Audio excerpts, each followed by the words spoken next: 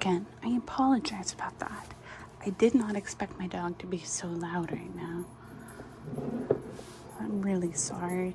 I'll see if I can figure out how to edit that out when I upload the video. But I'm not entirely sure how to do that, so we'll see. I'll try though. But I'll make sure that next time my sister is home so she can give the dog all the attention in the world so that way she doesn't interrupt chapter 2. Okay, let's carry on. I don't deny there's something in what you say, Rachel. I've had some qualms myself, but Matthew was terrible set on it. I could see that, so I gave in. It's so seldom Matthew sets his mind on anything. That's when he does, I always feel it's my duty to give in. As for the risk, there's risks in pretty near everything a body does in this world. There's risks in people having children of their own if it comes to that. They don't always turn out well. And then Nova Scotia is right close to the island. It isn't as if we were getting him from England or the States. He can't be much different from ourselves. Well, I hope it turns out all right, said Miss Rachel, in a tone that plainly indicated her painful doubts. I only don't say I didn't warn you in case he burns down Green Gables or puts strychnine in the well. I heard of a case over in New Brunswick where an orphan asylum child did that and the whole family died in fearful agonies. Only it was a girl in that instance. Well, we're not getting a girl, said Marilla, as if poisoning wells were a purely feminine accomplishment and not to be dreaded in the case of a boy. I'd never dream of taking a girl to bring up.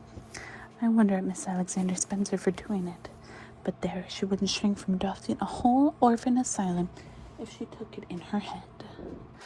Miss Rachel would have liked to stay until Matthew came home with his imported orphan, but reflecting that it would have been a good 2 hours at least before his arrival, she concluded to go. Okay, I just gave them a treat, so we'll see if this keeps them calm. Okay. Miss Rachel would have liked to stay until Matthew came home with his imported orphan, but reflecting that it would be a good 2 hours at least before his arrival, she concluded to go up the road to Robert's Bell and tell them the news. It would certainly make a sensation second to none, and Miss Rachel dearly loved to make a sensation. So she took herself away, somewhat to Marilla's relief, for the latter felt her doubts and fears reviving under the influence of Miss Rachel's pessimism.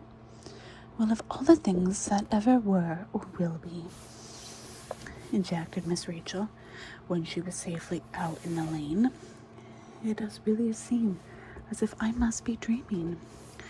Well, I'm sorry for that poor young one, and no mistake.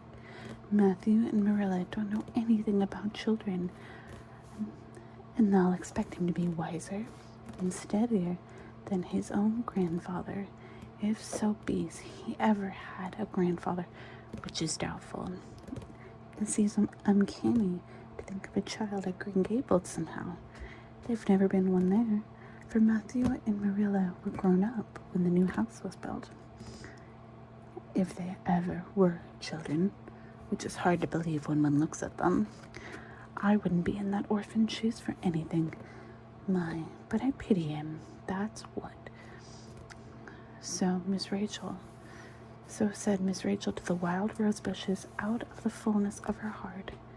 But if she could have seen the child who was waiting patiently at the Bright River station at that very moment, her pity would have been still deeper and more profound. Yay! All right, you guys. So that is chapter 1 of Anne of Green Gables.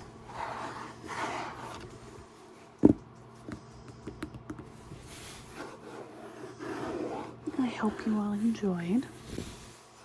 I certainly did. If you disinclude my dog being very upset, which makes sense, but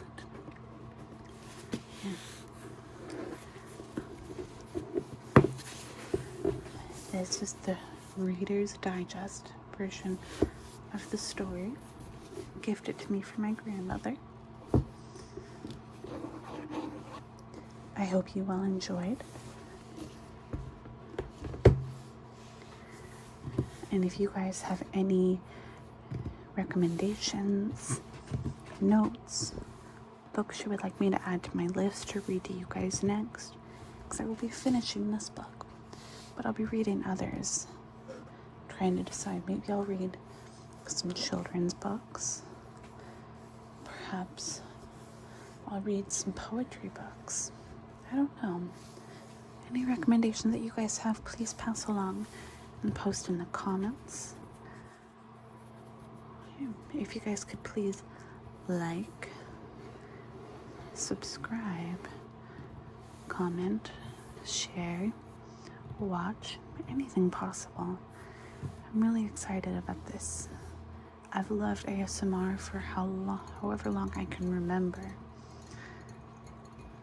Or I can remember beforehand, but I got the sensations before I knew what it was. I put the name to it in 2015, and ever since then it has changed my life. I listen to it every day, and I could not imagine life without it.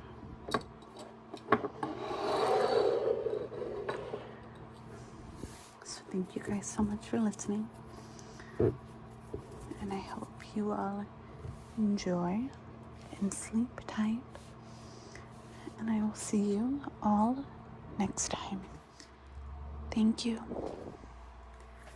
Thank you guys so much.